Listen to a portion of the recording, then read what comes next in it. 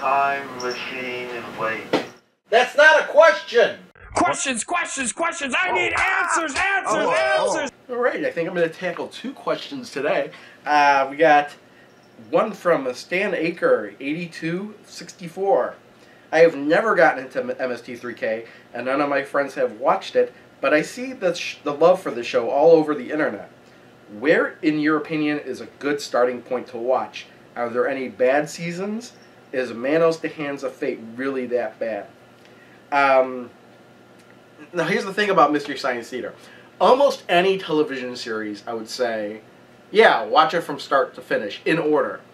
But Mystery Science Theater isn't like that. You don't need to watch it in order. And because really, I mean, there are some story arcs that take place in the sketches, but the main attraction is really the movie and the riffing on the movie. And you hardly need to see any episodes in order to enjoy that. In fact, I knew some people that for some reason liked the riffing on the movies but absolutely hated the sketch segments for some reason, and they would always skip the sketches, which I thought was so stupid for them to do without ever actually watching it once.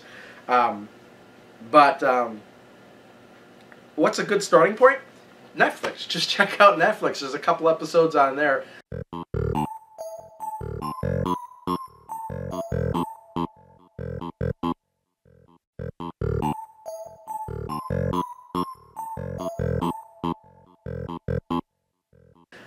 In fact, let me go check on Netflix and see what's on there right now. Alright, so I pulled up on what's on Netflix, and the thing is, though, I think if you're going to get into Mystery Science Theater, you kind of have to give it, you kind of have to watch more than one episode. You really can't determine it based on one, because you might not like the movie that they riff, and that could affect it. Or you might not, it just might just seem dull. Like, there's one, in fact, that's on here, called The Unearthly, and I find that the episode very, very, extremely boring. I would not recommend watching that one. Also, it depends on the season. Mystery Science Theater ran for 10 seasons, and also had an extra season on a UHF station in Minnesota before it actually went to cable. I wouldn't recommend any of those UHF station episodes, but you don't have to worry about accidentally seeing them because they're not really available unless you actually go looking for them. Season 1 episodes can be hit and miss. Season 2 and onward, I think any random episode would be fine. But I'm just going to talk briefly about the episodes that I see on Netflix right now. We have The Incredibly Strange Creatures Who Stopped Living and Became Mixed Up Zombies. That's actually a good one to check out. It's a season 8 episode, and yeah, some goofy stuff where a fortune teller has this acid and makes her own zombies, but the movie kind of loses track of itself and instead shows all these weird musical numbers instead. Yeah, and there's, oh, I gotta get rid of that rubber band the cat has. Alright, and and being like a season 8 episode, the riffing is dead on. And there's really a lot of funny moments in there. They have The Unearthly on there. I just find this movie extremely boring.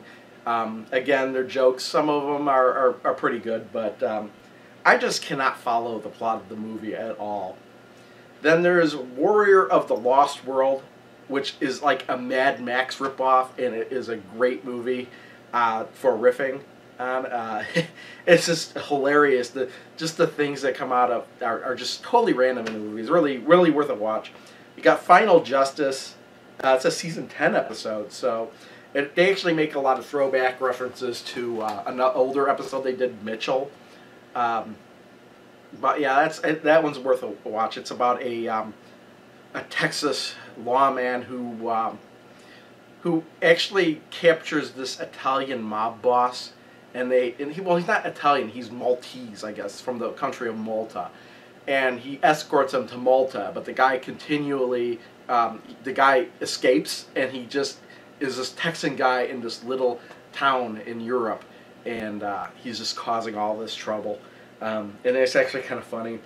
And then we have Future War. Now that is really one I would recommend watching, because that is with this, it's a guy that looks like Jean-Claude Van Damme. He even does kickboxing and stuff. And it turns out he's a slave on an alien ship, and he's escaped to modern day Los Angeles, I think it is. but they have these robot guys that are after him.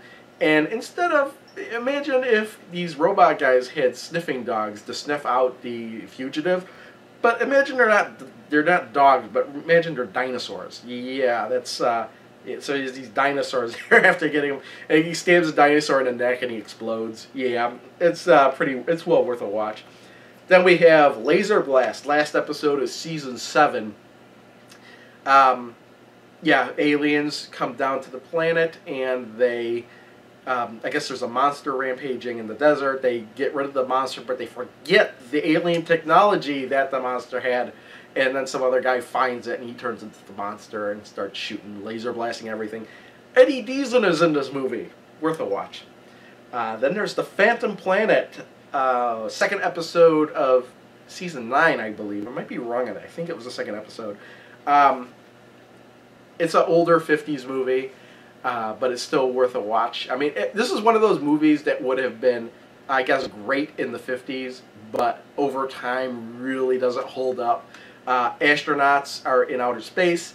They lose there's like a 2-man space rocket. The one guy goes out to fix something that's wrong with the ship, and he gets hit by an asteroid and dies, floats away. The other guy is locked inside, I guess, and crashes on this phantom planet, where he immediately shrinks in size, and they have some kind of BS technical reason why this happens, and then there's this trouble that ensues from there. Richard Kiel is in this movie as a mutant monster. I can't remember the names of the aliens in this movie, but Richard Kiel is the monster in this movie. The Atomic Brain, and that one I would recommend. It gets boring in parts, I guess. It's kind of interesting, but what happens is this old lady she's old, basically, but she's rich, and she wants to live longer, so she's trying to find these women with the perfect body, so she could transplant her brain into theirs and live even longer, leave all her estate and money to her, and live forever. But yeah, that's basically the core of the movie. Night of the Blood Beast, which I actually just watched last night. That's kind of an oddball movie. I think it's worth a watch. I think it's the first episode of season 7. It's the only episode where there's 2 different versions of it. There's a Thanksgiving Day version and a non-Thanksgiving Day version. The only difference between the 2 is that the sketches are different. But let's see, what happens in this movie? Astronaut goes up in space, comes back, I think with an alien, but they don't know it at first. But he's dead, but he comes back to life, and then this monster comes out, and he's terrorizing people, and he's like, no, the monster's good, the monster's good. That's pretty much the movie. It's actually pretty funny. It's got one of my favorite riffs, where the monster's like trying to drag away the woman, and then they show up with guns, and they start firing at him. And the monster like pushes the woman away, looks this way, and then jumps into the bushes. And I can't remember who says it, but he's like, "I regret nothing. I regret nothing." I thought that is just hilarious to me. Last movie I see here on Netflix is Gameron versus Baragon. It's a Gamera movie. If you don't know who Gamera is, it's a can't remember the film studio that does him, but it was like their answer to Godzilla. And Gamera has his own movie series, and he's even been rebooted a couple times, just like Godzilla. So it's just one of the Gamera movies. This one has to do with these guys that are looking for this jewel in a mountain, and when they finally get it, it turns out to be one of the eggs of the monster Baragon, and I guess Baragon starts going after him. I can't remember, and Gamera is there and they fight. I can't remember the exact plot of it, but if you like big giant monster movies, it's one to watch. So those are the ones that are actually on Netflix streaming. I think there's a lot more movies you could get if you actually have the disc service. And actually check out YouTube. There's some of them on YouTube too. The whole movie, in fact, or the whole episode. So watching Mystery Science Theater is not that hard of a chore to do. So I would recommend it. Okay, here's the other thing. Are there any bad seasons? I would say just don't watch the old KTMA episodes. That would be season 0, but that's hard to do anyway. Also, Season 1, I would just kind of avoid it at first. There are some really good episodes in there, but kind of, again, it's kind of a little bit different than from when they went from Season 2 onward. So I would recommend only watching Season 1 if you've decided you like Mystery Science Theater 3000. Again, who am I to tell you what to do? Do whatever you want. Is Manos the Hands of Fate really that bad? It's bad, but it's not the worst movie they've ever done. The worst movie they've ever done, I think, is Monster A Go-Go. And, but Manos the Hands of Fate is really interesting because it was made by a fertilizer salesman in Texas. And he thought he could just make his own movie, and he tried to do it. And it's funny because he filmed it, and then they had to redub everybody's voice, and everybody's voice is redubbed by one of 4 people. So, and the cameras they used, I think, couldn't record for longer than 24 seconds. So that gives you kind of an idea of what the movie's like. Other than that, it's not that bad of a movie. It really is, the plot isn't that bad, really. It's just the way everything is executed that's bad.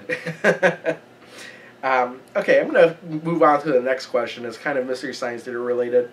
It's by Packers! You're Pumaman for a day. How do you spend it? Well, if I was Pumaman for a day, I'd have to get an Aztec friend. And then I would kind of fly around clumsily, pick up people, pretend to drop them. I'd claw open cars. That seems like fun. Yeah, pumas are known for their flying power, so I guess fly. And then I don't know. And then I'd go visit the ancient Aztec alien gods. I don't know. I guess that's how you'd have to spend your day as Pumaman. Anyway, thanks for the questions. If you guys have your own questions, link is in the description where to ask them. Please do not ask them in the comments. Thanks everyone for watching. See you all next time. Bye.